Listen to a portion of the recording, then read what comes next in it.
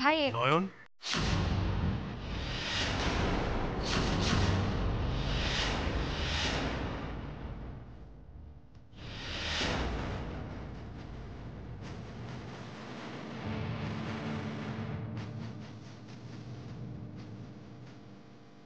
তোমাকে তো আমি এসবের মধ্যে জড়াতে বারণ করেছি নয়ন।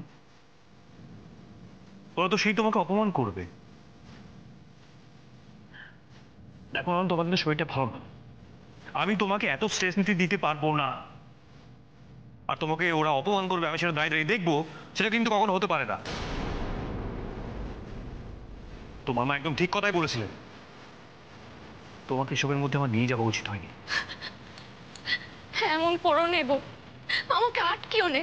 দেখো আমি আমি আমিও চাইছি তোমার কথা শুনতে, কিন্তু আমি কিছুতেই স্থির থাকতে পারছি না।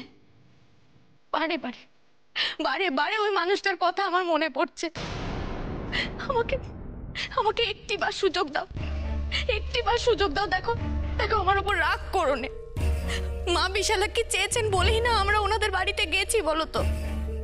একটাবার একটাবার আমাকে সুযোগ দাও। দেখো দেখো তুমি যদি আমাকে বাধা দাও তাহলে তো আমি সেই কাজ করতেই পারবো না। আমি আমি মরে গেলেও তোমার কথা ফেলতে পারবো না, বিশ্বাস করো। নয়ন, তুমি শান্ত হও। দেখো তোমার শরীরটা কিন্তু ভালো নয়। দেখো আমি তো তোমার ভালোর জন্যই।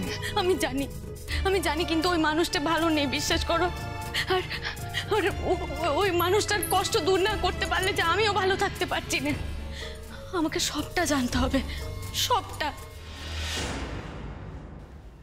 আর তুমি অপমানের কথা বলছো, তুমি আমার পাশে থাকলে আমি আমি সব অপমান মুখ বুজে সহ্য করে নেব। আর এতে যদি ওই মানুষটাকে আমি একটুখানি শান্তি দিতে পারি, ওই অসহায় মানুষটাকে একটু শান্তি দিতে পারি, তাহলে তাহলে সেই অপমান আমার গায়ে লাগবে না। কিন্তু তুমি না করো নে, দয়া করে না করো নে।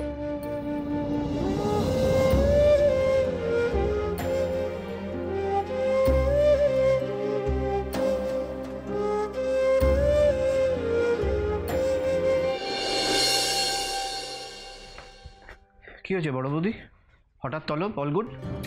অল গুড নয় গো, অল গুড হলে এই সময় ডাকবে কেন?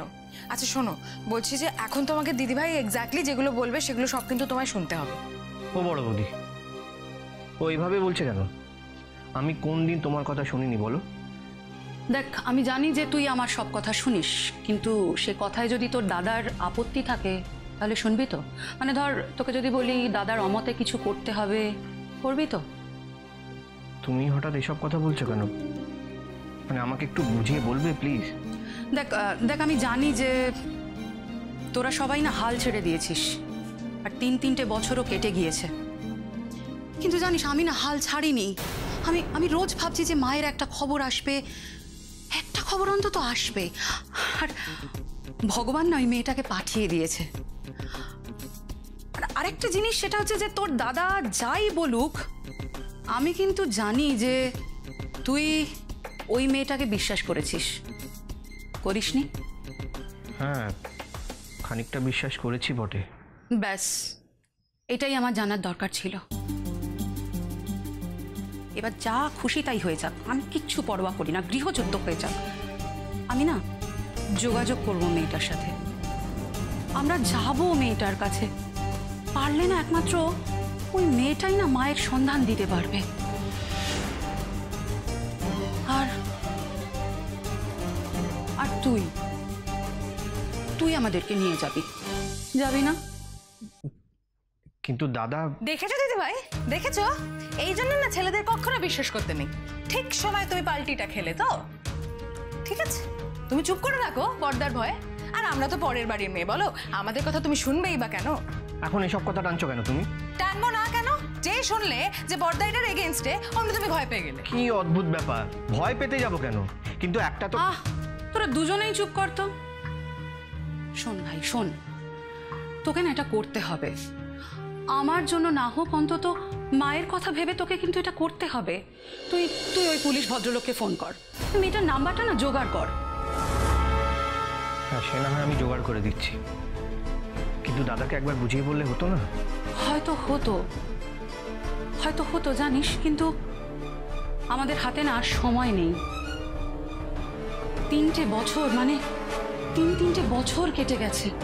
আমি না আরো অপেক্ষা করতে পারছি না। বেশ, তবে তাই হোক।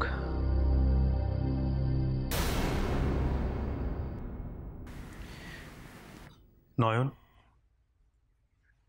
তুমি তুমি অন্যের ভালোর কথা ভাবছো, নিজের কথাটা ভাববে না?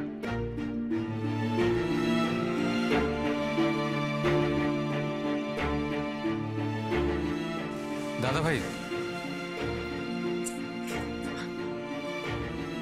আজ সেই জন্যই বৌদিদি বৌদিদি দাদা ভাই, তোকে একটা কথা বলি। দেখ, আজ যদি বৌদিদি অন্যের মঙ্গল কামনা না করে স্বার্থপরের মতো শুধুমাত্র নিজের স্বামী নিজের সংসারের কথা ভাবতো, তাহলে সব থেকে বেশি মনে কষ্ট কিন্তু তুই পেতিস দাদা ভাই।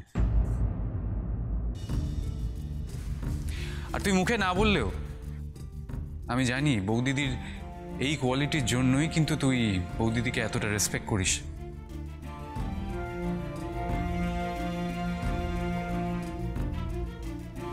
কি তাই তো? এই তুই এবার চুপ কর তো, বড্ড পাকা পাকা কথা বলিস তুই। এই হয়েছে আরেকজন বৌদির চালা। আচ্ছা ঠিক আছে ঠিক আছে, আমি তোমরা সবাই মিলে আমাকে হারিয়ে দিয়েছো, আমি হার মানলাম।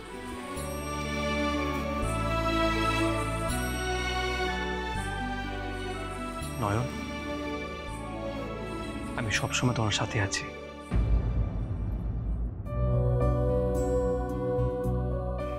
সবসময় তোমার পাশে থাকবো।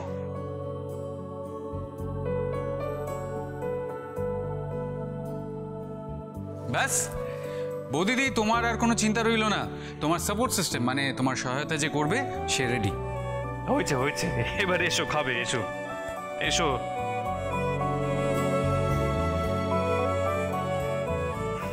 বসো।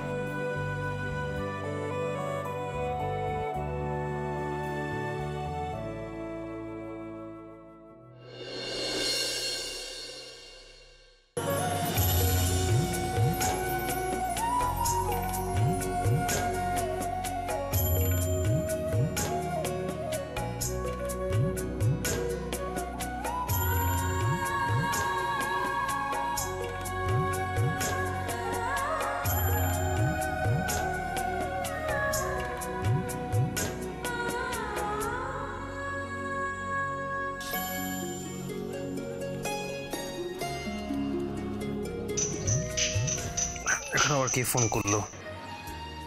1 মিনিট।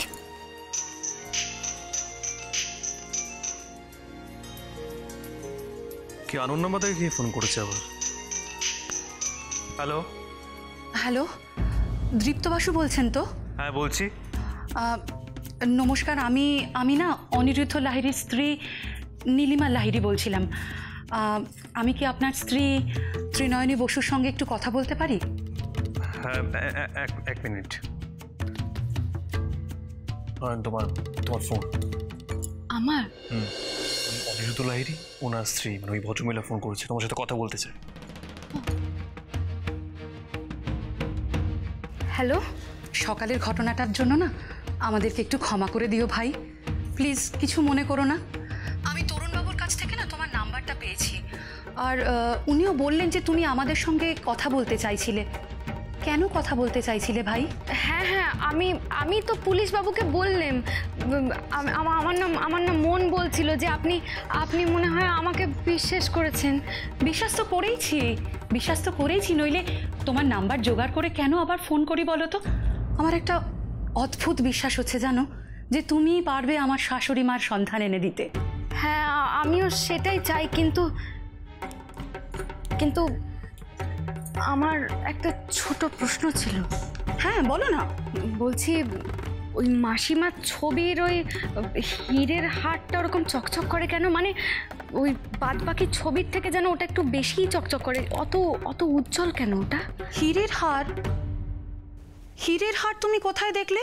কেন আপনাদের আপনাদের বসার ঘরে যেখানে আমরা দাঁড়িয়েছিলাম আর কি, সেখানে ওই মাসিমার যে ছবিটা ছিল না,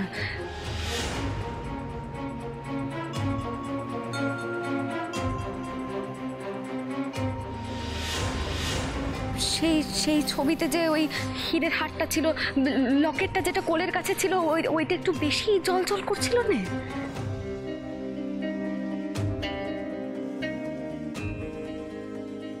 আমি এখন মায়ের ছবির সামনেই দাঁড়িয়ে আছি। মায়ের গলায় তো কোনোদিন কোনো হার ছিল না, এখনো নেই, কোনোদিন ছিল না। তুমি তুমি হীরের হার কোথায় দেখলে ভাই? কি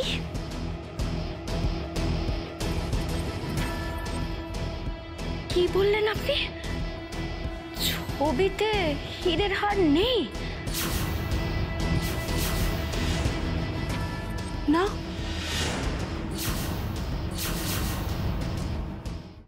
না না, এটা হতে পারে না। এটা কি করে সম্ভব? আমি যে স্পষ্ট দেখেছি যে মাসিমার ছবিতে ওনার গলায় একটা হার ছিল, তার মধ্যে একটা বড় হীরের লকেট ছিল। শুনছো উনি উনি উনি বলছেন যে মাসিমার ছবিতে নাকি কোনো হার নেই। বন্ধু, হারটা কি তবে? না না, এক মিনিট রঙ্গনা, দাঁড়াও। হ্যাঁ নয়ন, তুমি তো আমাকে আর তরুণবাবুকেও বলেছিলে কথাটা, কিন্তু আমি তো তোমাকে তখন বললাম যে হ্যাঁ, ওরা যেহেতু গয়নার ব্যবসায়ী, তাই হীরের ওপর ছবি তোলার সময় ফোকাস করেছিল। কিন্তু এখন নেই মানে আমি সত্যি বুঝতে পারছি না। হ্যাঁ সেটাই তো বলছি, শুনুন না, আমি তো কিছুতেই বুঝতে পারছি না যে এটা কি করে সম্ভব। মানে আমি তো ছবিতে হারখানা দেখেইছি, কিন্তু ওই যখন মাসিমাকে যখন এক ঝলকের জন্য দেখলাম না, তখনও কিন্তু ওনার গলায় হারখান ছিল।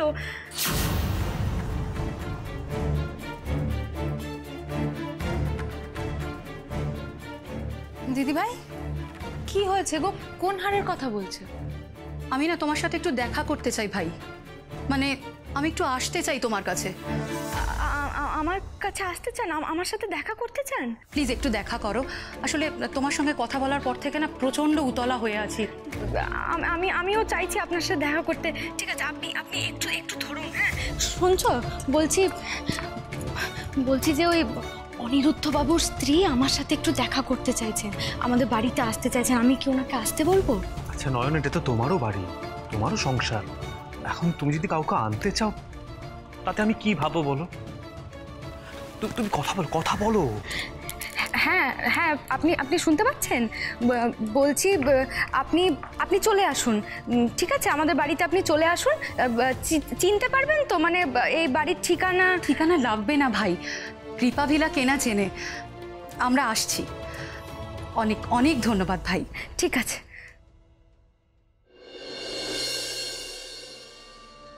হীরের হার তুমি কোথায় দেখলে? মায়ের গলায় তো কোনোদিন কোনো হার ছিল না, এখনো নেই, কোনোদিন ছিল না। নয়ন, কি ভাবছো তুমি? বলছি উনি বলছেন ছবিতে হারটা নেই, কিন্তু কিন্তু আমি তাহলে কি করে ছবিতে হারটা দেখলাম বলো তো? আচ্ছা আচ্ছা, তুমি দেখোনি? না না, আমি কি করে খেয়াল করবো? আর নয়ন, তুমি এটা নিয়ে এত ভাবছো কেন বলো তো? দেখো না, তুমি যেটা দেখতে পাও সেটা তো অন্য কেউ দেখতে পায় না, তাই না? তাই তুমি হারটা দেখতে পেয়েছো, এটাই তো ন্যাচারাল। এক্স্যাক্টলি, আমিও ঠিক এই কথাটাই বলতে যাচ্ছিলাম। না গো না, আমি যখন যেটা ইচ্ছা করে সেটা দেখতে পাইনি। মা বিশালাক্ষী আমাকে যেমন দেখান আমি তেমনটাই দেখি। আর মা যখন ওনাকে আমার সামনে আনলেন, যখন আমি ওনাকে দেখলাম, তখন কিন্তু গলাতে হারটা ছিল। আর আমি যখন ছবিটায় তাকালাম, তখনও কিন্তু ওই হারটাই ছিল। আর ওটা খুব জল জল করছিল। কেন করছিল জল জল হতো? ইউরেকা, আমি পেয়ে গেছি। এই রঙ্গনা বৌদি, শোনো, একটা সিরিয়াস বিষয়ে আলোচনা চলছে, তুমি প্লিজ এর মধ্যে কোনো বোকা বোকা কথা বলো না। How dare you! তোমরা পুরুষরা চিরকাল এই মেয়েদেরকে পায়ের তলায় রেখে দিয়েছো। আজকে আমি হার মানবো না। এই মেয়েরা তোমাদের পায়ের তলায় দমে থাকবে না। এই সেরেছে আবার নতুন একটা থিওরি। বন্ধু, তোমার আবার কি হলো বলো তো? বন্ধু, ডোন্ট মাইন্ড, একটা কথা বলি। সেটা হচ্ছে তুমি দাদাভাইকে অ্যাসিস্ট্যান্ট না করে আমাকে অ্যাসিস্ট্যান্ট করতে পারতে, কারণ আমি ব্যাপারটা পুরো বুঝে গেছি। তুমি কি বুঝতে পেরেছো? এ বাবা, তুমি আমাকে সেটা জিজ্ঞেস করছো? তাহলে তো আমার ডিটেকটিভ হওয়া উচিত ছিল এবং তুমি হতে আমার অ্যাসিস্ট্যান্ট। দেখো জিনিসটা খুব সিম্পল। ওই যে ছবিতে ওই ভদ্রমহিলার গলায় যে হারটা, ওটাই হলো মোটিভ। ইয়েস, ওই জন্যই ওনাকে তুলে নিয়ে যাওয়া হয়েছে। আর হারটা যদি একবার পাওয়া যায়, then we are going to find the kidnapper. আর কিডন্যাপারকে পেয়ে গেলে সে সোজা চলে যাবে জেলে, আর জেলে গিয়ে চকি পিসিং অ্যান্ড পিসিং অ্যান্ড পিসিং। কি বুঝলে তো ব্যাপারটা? না গো, ব্যাপারটা যত সহজ মনে হচ্ছে অতটা সহজ মনে হয় নয়। নয়? ওই দেখো, তবে কি? একটা হারের জন্য শুধু কেউ কাউকে কেন মেরে ফেলতে যাবে? হ্যাঁ, এটা মার্ডার কেস, কিডন্যাপিং নয়। বন্ধু, এই কেসের পারত্য উত্তরোত্তর বৃদ্ধি পাচ্ছে দেখছি। দাঁড়াও রঙ্গনা, দাঁড়াও দাঁড়াও। নয়ন, নয়ন, উনি যে মারা গেছেন তুমি সেটা জানছো কি করে? মানে তুমি কি এমন কিছু দেখতে পেয়েছো বা ইঙ্গিত পেয়েছো কি? বলো।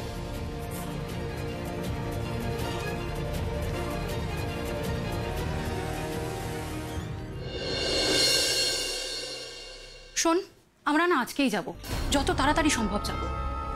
কেন জানি না আমার মনে হচ্ছে এত বছর ধরে যে অন্ধকার জমে আছে, ওই মেয়েই পারবে আলো দেখাতে। ঠিক বলেছো দিদি ভাই।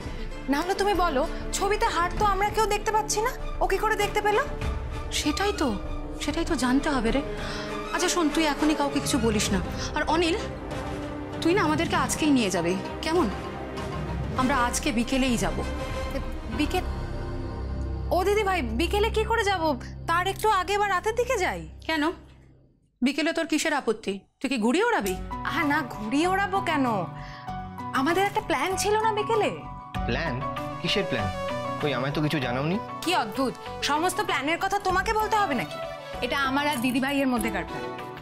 ও দিদি ভাই শোনো না, বলছি কলি কিন্তু ভীষণ এক্সপেক্ট করে বসে থাকবে যে আমরা আজকে বিকেলেই ডাকবো। সেটা অন্য কোনো দিন হবে জিনিয়া, আজকে থাক।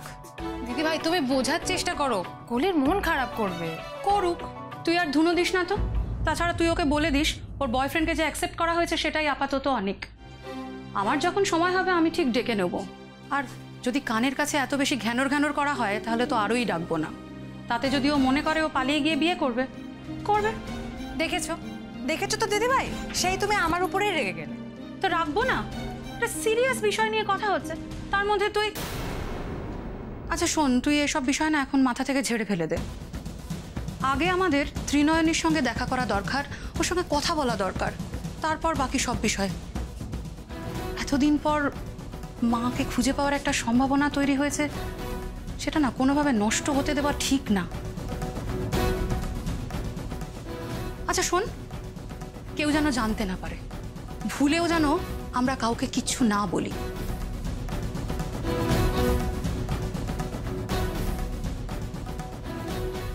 উনি বেঁচে আছেন এটা আমি দেখিনি ঠিকই, কিন্তু আমার মনটা খুব কু ডাকছে। আসলে এত কটা দিন হয়ে গেল উনি নিরুদ্দেশ হয়েছেন, কেউ কেউ মুক্তিপণ চাইতে এলো না। আর যদি ধরেই নি যে উনি বেঁচে আছেন, তাহলে যারা ওনাকে ধরে নিয়ে গেছেন তারা এতদিন খামোকা ওনাকে বসিয়ে কেন খাওয়াবেন বলো তো? আর ওনাকে বাঁচানোর দায়িত্ব বা গরজ কি শুধু ওদের? হার চুরি করার হলে কিন্তু হারটাই চুরি করত, এত বড় বিপদের ঝুঁকি নিত। আর ওরা নিশ্চয়ই জানতো যে বড়লোক পরিবার, থানা পুলিশ হতে পারে। তাই আমার মনে হচ্ছে ওনার বেঁচে থাকার সম্ভাবনাটা খুব কম, বুঝলে?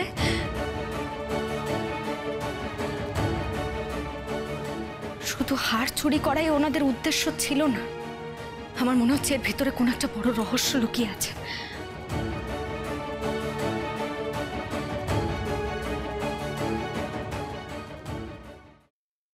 উনি যখন আমার সামনে এলেন তখন ওনার চোখে মুখে আমি অনেক কষ্ট দেখতে পেয়েছি, অনেক কষ্ট দেখতে পেয়েছি।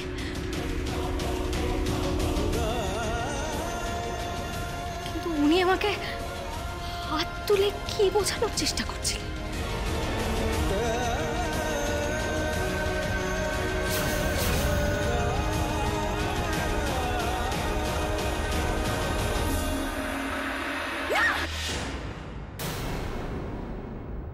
বাবা, বৌদিদি তুমি তো একেবারে প্রফেশনাল গোয়েন্দাদের মতো কথা বলছো। কি করে পারছো বলো তো এগুলো? হ্যাঁ, দেখো তোমার তো কোনো ট্রেনিং আছে বলে আমি জানি না, কোথায় শিখলে এসব? কোথা থেকে আর শিখবো ভাই, ওপর ওপর না দেখে একটু তলিয়ে ভাবার চেষ্টা করছি, এই যা। আই এম রিয়েলি সরি নয়ন, আমি তোমাকে আটকে বড় ভুল করেছিলাম। ওরকম একজন বয়স্ক অথর্ব মহিলাকে তুলে নিয়ে গিয়ে যারা মেরে ফেললো, তারা না সত্যি অন্যায় করেছে। যারা মেরে ফেললো তাদের সত্যি শাস্তি পাওয়া উচিত নয়। শুধু তোমার কেন, আমারও রাতে ঘুম আসবে না নয়ন। যতক্ষণ না সত্যি জানতে পারছি ততক্ষণ আমার রাতে ঘুম আসবে না। আমি তোমার পাশে আছি নয়ন, তুমি আমাকে সবসময় তোমার পাশে পাবে। যতদূর যেতে হয় আমি যাবো না।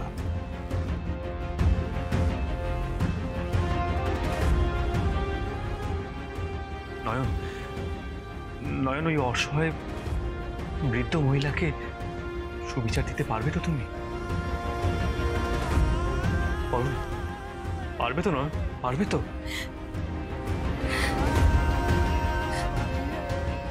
তুমি আমার পাশে থাকলে আমি সব পারবো, সব পারবো আমি।